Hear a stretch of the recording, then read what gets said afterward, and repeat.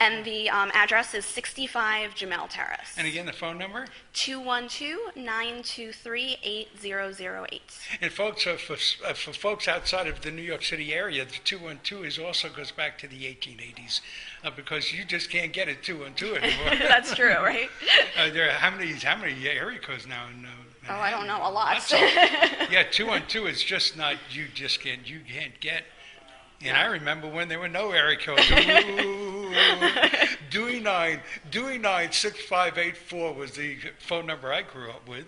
And so now, and there was no area code, but now we need them. But 212, so this house is, you've had your phone number. How long have you had this phone number? A while, I would think. It wouldn't have been the same with 646. No, probably not. Oh, what? 347 even now. Yeah, 347. Wow. Okay, let's step out. Let's step downstairs. Okay, Rich, you kind of coming along with us? Okay, we're stepping downstairs now. No escalator, no elevator, no. Nope, that's how I get my exercise. I don't need to go to a gym because I walk up and down the stairs about 20 times a day. Oh, so you're guiding tours as well? Yes, that's one of my main jobs. Do, yeah. Is definitely with school tours. Okay, now this is where the party room was and all that. Sure, this is the Octagon Drawing Room. Drawing room, interesting name because it comes from withdrawing. So during the 18th century, men and women would have dinner together, and then men would mostly go into the parlor, smoke, drink, gamble, do manly things, talk about business, and Eliza. How about that Eliza? Wow. Well, 18th century was a little before her time, so we don't know what she did in the 19th century. Right, okay.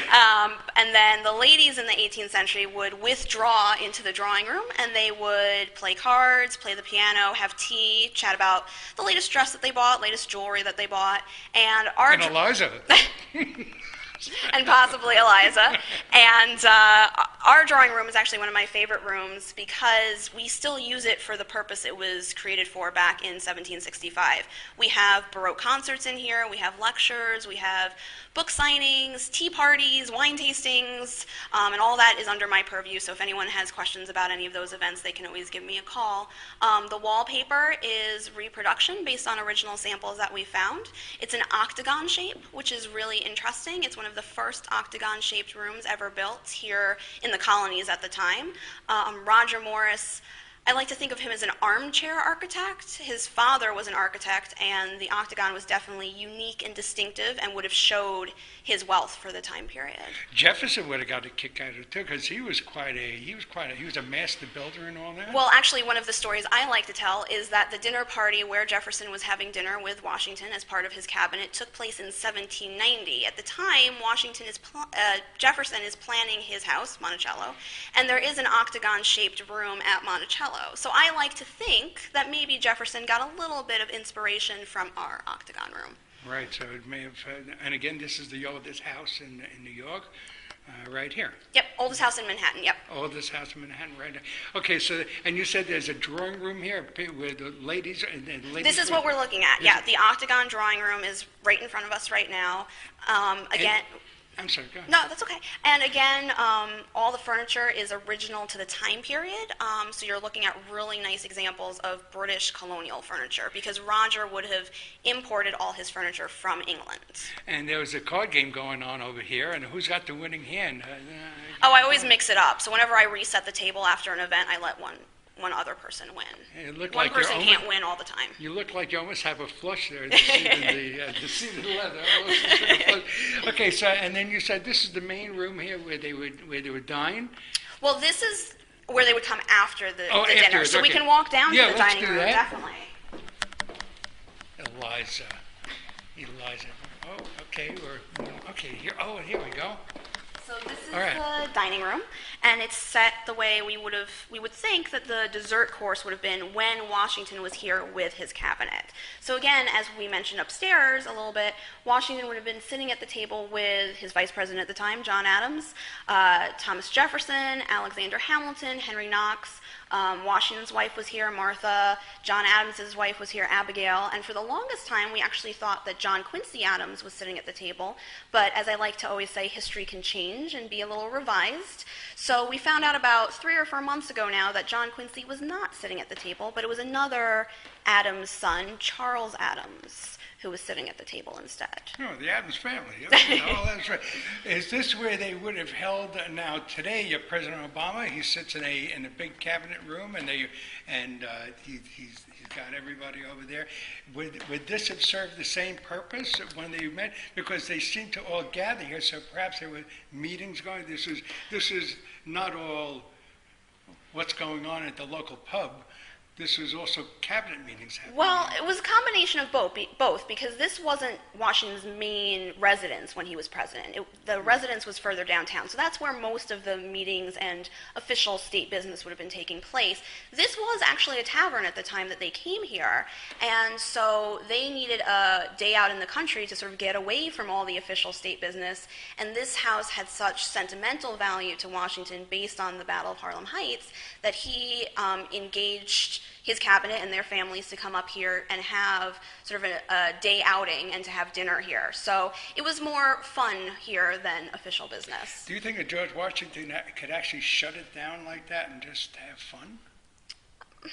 Was he a fun kind of guy, do you think? Was he a guy that would just shut it down and say, guys, let's get together and not talk business? Probably not, and I don't think any of those men would have been able to shut down and just have fun, especially John Adams. Yeah.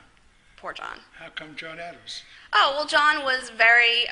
He wanted to be president. Well, he did want to be president. He wanted to be liked, and he wasn't very liked by a large portion of the population at the time. And, especially with having the ear of Washington, Washington listened to Jefferson more than he did to Adams sometimes. So he was feeling a little neglected, but John got over it and became the second president, and he did fine.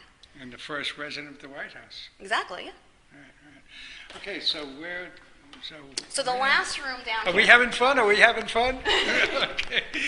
we're moving along. The last room down here is our front parlor, and we're going through some restoration right now. I was going to say, it must have been tall guys. So that's why our Empire-style couch is on a couple benches.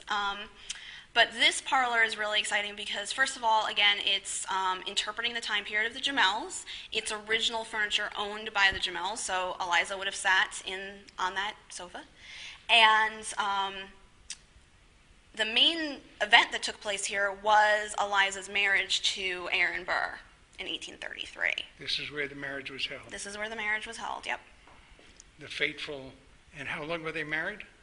Just a few years. A few years. Mm-hmm. And then he dies on the day of the divorce. That is true. I did that off MP3. I wasn't going to say off MP3.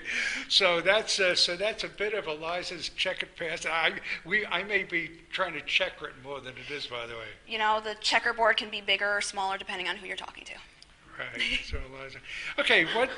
Let's step outside. It's gotten quiet over here, so I guess they're not. It might be lunchtime. Oh, they're lunchtime. Okay. And let's step outside. Oh, it's a beautiful day here today. How'd the earthquake treat you? Fine. The house did move a little bit. The house did move a little bit. I was wondering what was going on for a couple seconds when my whole desk was moving a little bit, but the house has been around since 1765, so we know it's sturdy and it will survive. Wow. There's a fault line on 125th Street. Oh, I didn't know that. Yeah, Wow. so you're not all that far from... Well, then I'm definitely glad it didn't move any more than it did. Yeah, so there's a house moved, huh? Yeah. Did you check for anything structural happening at that point? Yeah, nothing, thank God, nothing happened, and we've been checking very rigorously for structural things because of the construction that people were hearing earlier with the jackhammering, so we've been very fortunate that actually nothing even fell, nothing moved, that was untoward or anything like that, so it was good. And is this house now under the auspices of Parks and Recreation? The park is a New York City park, so people can come and hang out in the park as often as they would like. The park's always open when there's a staff member at the museum. The museum itself is under the umbrella of the Historic House Trust of New York City, and I would encourage people to look up the website there. There's about 23 properties throughout the 5 boroughs. All right. Okay, give us a phone number again with that ancient area code. And Sure, it's 212-923-8008. And the website again, a great website. Yeah, it's morrisjumel.org. And folks, I know you want to come up and visit the Jumel Mansion. Why knock 4 times with the knocker? There's a sign that says, use knocker, knock 4 times. Why? That has been added. It's on a little post-it note. It has been added since the construction started. So our staff members who are in the gift shop, who are our visitor services staff, they just want to make sure that they hear you when you knock. So that's why the 4 times. Well, we've run out of time. Knock, knock, knock, knock. Well, thank you so much for coming. Carol Wood, again, you're the Director of Education and Public Programs. And Rich Foster is the Marketing and Public Affairs, and then Ken Moss is the Executive Director. We have to go. Thank you very much. You've been listening to New York City Visions. I'm your host and fellow New Yorker. We got to go. We're running late. Thanks for tuning in. Bye-bye. Is now? No escalator, no elevator, no... Nope, that's how I get my exercise. I don't need to go to a gym because I walk up and down the stairs about 20 times a day. Oh, so you're guiding tours as well? Yes, that's one of my main jobs. Yeah. Definitely with school tours. Okay, now this is where the party room was and all that. Sure, this is the I don't know a lot. Yeah, 212 is just not you can't get. And I remember when there were no area codes. Dewey 96584 was the phone number I grew up with, and so now, and there was no area code, but now we need them. But 212. So this house is. You've had your phone number. How long have you had this phone number? A while, I would think. It wouldn't have been the same with 646. No, probably not. Oh, what? 347 even. Yeah, 347. Wow. Okay, let's step out. Let's step downstairs. Okay, Rich, you kind of coming along with us? Okay, we're stepping downstairs. And the address is 65 Jumel Terrace. And again, the phone number? 212-923-8008. And folks, for folks outside of the New York City area, the 212 also goes back to the 1880s because you just can't get a 212 anymore. That's true, right? There are how many area codes now? Hexagon Drawing Room. Drawing room, interesting name because it comes from withdrawing. So during the 18th century, men and women would have dinner together, and then men would mostly go into the parlor, smoke, drink, gamble, do manly things, talk about business, and Eliza.